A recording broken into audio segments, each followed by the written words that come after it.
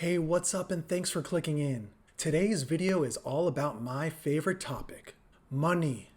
When it comes to money, I think a common question most of us ask is, how can I get more of it?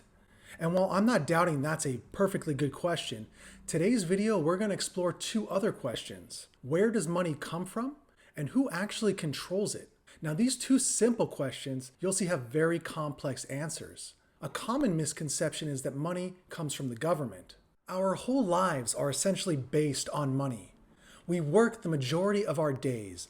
We go to school. We do everything possible to give us an edge when it comes to acquiring more money. Yet we rarely stop to question where it actually comes from and who actually issues it.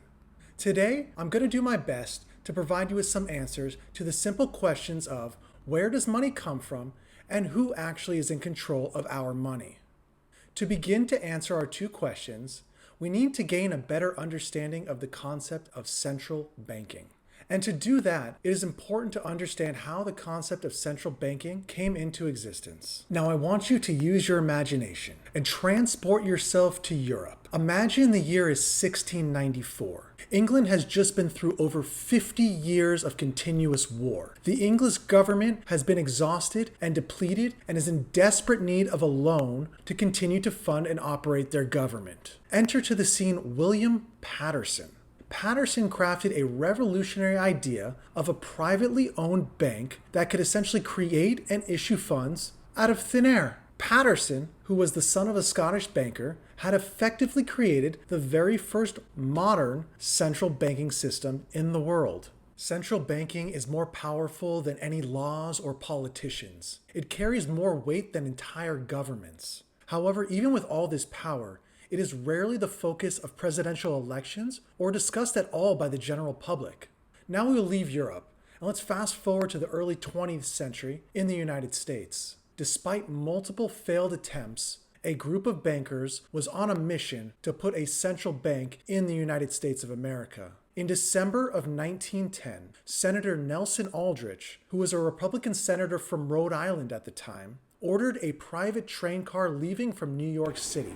The car was reserved for 7 people in total, Aldrich and 6 others. Their destination was Jekyll Island, which is a small island off the coast of Georgia. The men met in secrecy for about 9 days, and out of this meeting, they created what is known as the Federal Reserve System. The 6 men brought together by Senator Aldrich included heads of banks, government officials, including the current head of Treasury, and some of the wealthiest people at the time. To help you understand how much money these 6 men had, in 1910, they made up 25% of the world's wealth. Now that these rich white dudes had created their master plan, the only thing left to do was to sell it to the American people. The bankers sold this new system by ensuring its goal was to stabilize the economy and eliminate the stranglehold that Wall Street banks had over the American people. The problem with this flawed logic was that the guys that authored the bill were also the same Wall Street fat cats they were supposedly intending to stop. This new bill would effectively give a small group of men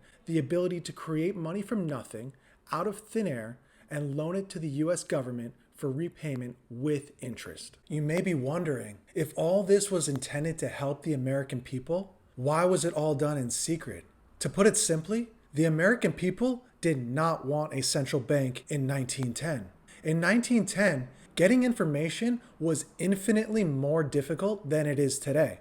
However, the American people had a better understanding of central banking than most people do today.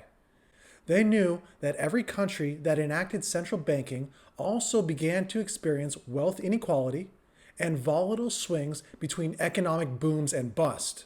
And after each bust, those on top mysteriously came out richer while everyone else got poorer. The Federal Reserve Bill was originally called the Aldrich Bill.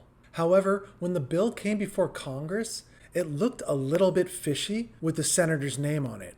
The bankers needed to do a better job disguising the bill, so they changed the name to the Federal Reserve Act of 1913. On December 23, 1913, while a majority of Congress was celebrating Christmas with their families, Santa was extremely generous with a small group of 6 men who were gifted a monopoly over the issuing and creation of American money. Today, the Federal Reserve is the most powerful entity in the United States. They are seemingly above the law and not even subject to investigation beyond a simple audit. The central banking model from the Bank of England and the United States has now been placed in a majority of countries all around the world. The only places that don't have central banking are North Korea, Iran, and Cuba, and they have enough problems already. Since the end of World War II, the US dollar has been the reserve currency of the world. This means all central banks hold USD in their reserves, and essentially all currencies are backed by the US dollar. After World War II, we created the Bretton Woods monetary system, and this meant that all US dollars were backed and exchangeable for gold.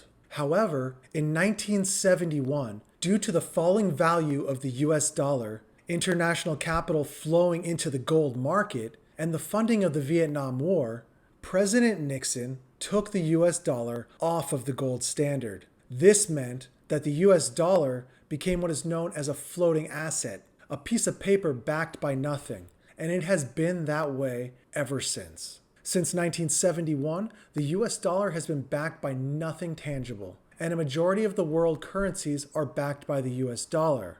This means that a majority of the world's currency is backed only by the trust of the US government. Money that is not backed by anything tangible and only backed by the government that issued it is called fiat currency. Aside from being a sports car, the word fiat comes from the Latin phrase, let it be done.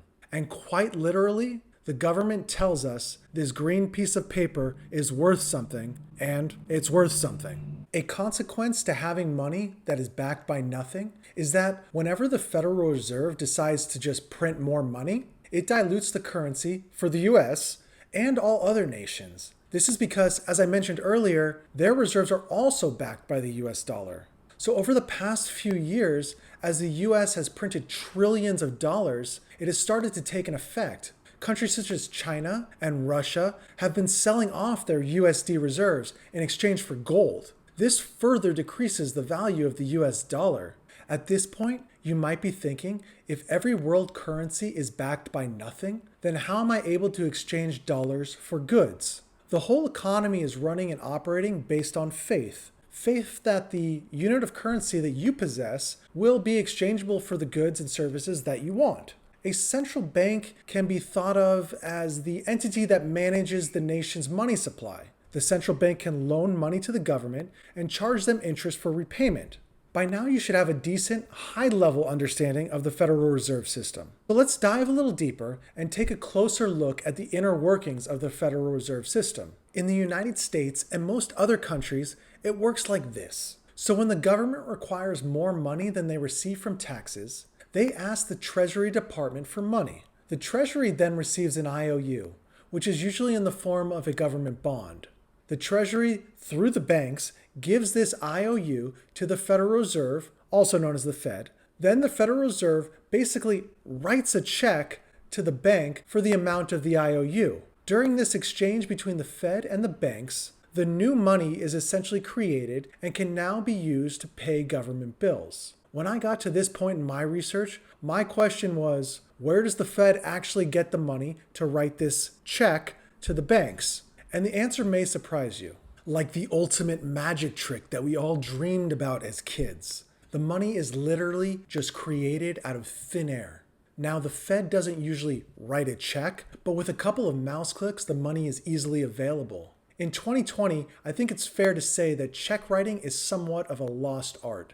However, if I do write a check, let's say to cover my rent, that amount needs to be present in my bank account when my landlord shows up at the bank and deposits that check. When the Federal Reserve writes a check, they're creating new money. This is a power greater than God, and it can become a slippery slope. The Fed is writing a check that is creating money from an account that has no money with a currency that has no backing.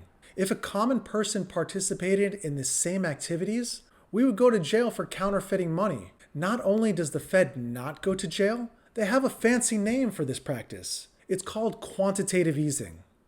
If you're like me, you're probably wondering how you can sign up to get some of this new money. Well, my guess is that you've probably received some without even knowing it. You see, every time you take out a loan from a bank, that money is essentially created out of thin air. So not only have you spent this new money, you have also probably paid interest on it. We are taught to believe that when we take out a loan, the bank is loaning other people's deposited money that they already have in their possession. This is simply not the case. Every time a bank makes a loan, new money is created and is essentially added to the borrower's account. Commercial banks can legally lend out 10 times the amount of money they have on reserve. This loophole is called fractional reserve lending. And as you can imagine, it equals big business for the banks. Now, this is important because when more loans are given out, more money is created, causing the rest of money in circulation to be worth less. This is known as inflation. Inflation is the tax that we all pay for the fraud of money printing. Inflation is also the reason that in 1950, the average home cost approximately $7,000 and the average car sold for around $2,000. As long as we keep the current system in play, things will continue to seem as though they increase in price, but truly it's just an effect of our money being worth less. The Federal Reserve and other central banks control money by adjusting its supply, quantitative easing, and adjusting how much it costs to borrow money. This is known as the interest rate. These two tools give the Federal Reserve free will to create booms and busts within the economy. Let's take a look at a real-life example from the year 2000. Federal Reserve Chairman Alan Greenspan reduced the interest rate to 1%. This was done in an effort to fight recession caused when the dot-com bubble burst, encouraging people to borrow money. 1% interest rate obviously means huge savings on repayment of large investments, like a home, and something that hadn't been available since the 1950s. Greenspan did this to create what is known in economics as a wealth effect. In theory, people would start to buy houses because it was cheap to borrow money. With more people buying houses, the price of houses would also increase. The goal was to make people feel wealthier, and thus they would spend more money into the economy.